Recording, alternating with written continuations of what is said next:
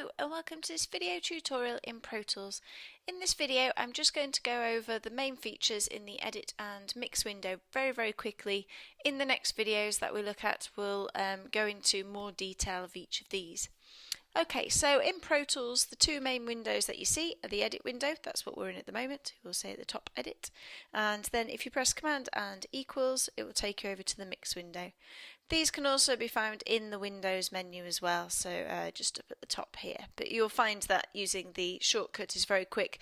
Try not to be tempted to minimize Windows all the time, because now if I go, it just gets a little bit awkward and you can't find things. So I just find you can just do Command equals and it swaps you over nicely. In the edit window, you're able to edit things. So we can, for example, I'll go over all the different tools later, but we can trim things, we can select and delete things, we can grab things, move them around, we can do fades on things, all sorts of things like that. So let's just undo. Just so you know, on undo you've got 32 levels of undo in your session at any one point, so try not to. If you do saves regularly, then you can sort of go back to various different versions of it. Okay, so all the different things you see at the top are tools for us doing our editing. So we've got various different modes: slip, grid, spot and shuffle mode. I'll discuss those in another video, but it allows us where we can select and what we do once we've selected. These are our various different zoom tools. These are our edit tools up at the top.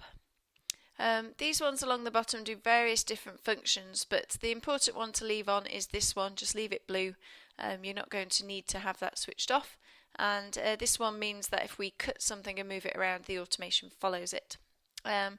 This is where we can see where we are in the track, so if I just click around you can see it changing, and we can change this main counter to bars and beats, minutes, seconds, time code, beat and frames and samples.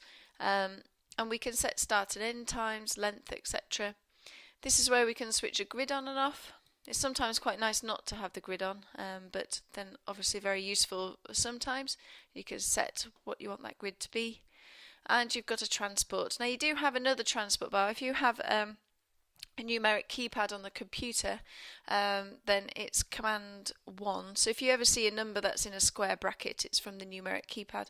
I don't, unfortunately, and there isn't a way around it. This has been for quite a few years that people have been complaining that they're using a laptop, for example, that doesn't have a numeric keypad on the Mac, and they haven't still sorted that out, unfortunately. But if you want to bring up the other transport window, here it is. Okay. I usually find this is sufficient though up here. If this isn't showing on yours, you just need to click on this little arrow, so this one that's down here, and then you can choose transport, so you see it disappearing. We can switch that on. Down the left hand side, right at the bottom, if I just zoom in, you've got a line with a little arrow, and when we click on this, let me zoom out again, it brings up tracks and groups. So on here this is quite useful. We can grab things. You can move them around as well. So say that you don't like the order that things are in. And when you import audio it tends to go alphabetically. So that might not be appropriate for you. Then you can just grab these and change them around, and you can switch them on and off out of view. It doesn't mean it's not being edited or playing, it just means you can't see it. Okay. In the bottom section where we have groups, I have actually created a group here, so guitars. So if I switch that on now, and for example, select that, it will select all those different ones. We'll come on to groups again, and if I switch on all, then it will do it to every single track that we see. Okay, but I'll switch that off for now. So let's close that to make our window big. On the right hand side there's also one at the bottom, and these show us our clips. Each of these different audio sections here, which used to be called regions, are now called clips. I don't know why they changed it. Regions seemed reasonable, and that's what most other software programs use, all the other doors. So if you see something called clips, it's related to the region. That's what it's talking about there. And we can audition these, we can grab them, drag them in, that sort of thing. So we'll talk about this in more detail another time. If we flip over now to the mix window, so Command equals, this again shows us our tracks and groups. We can minimize that if we want. And then we can see various different things.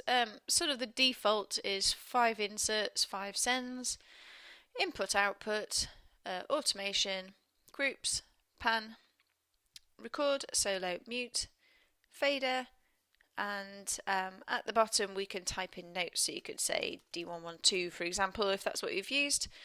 You can see other things in here as well. If you click on this menu button we can select different things on this one.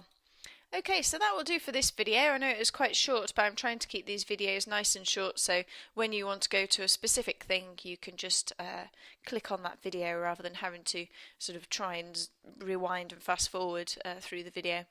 Okay, so I hope that was useful, and until next time, thank you.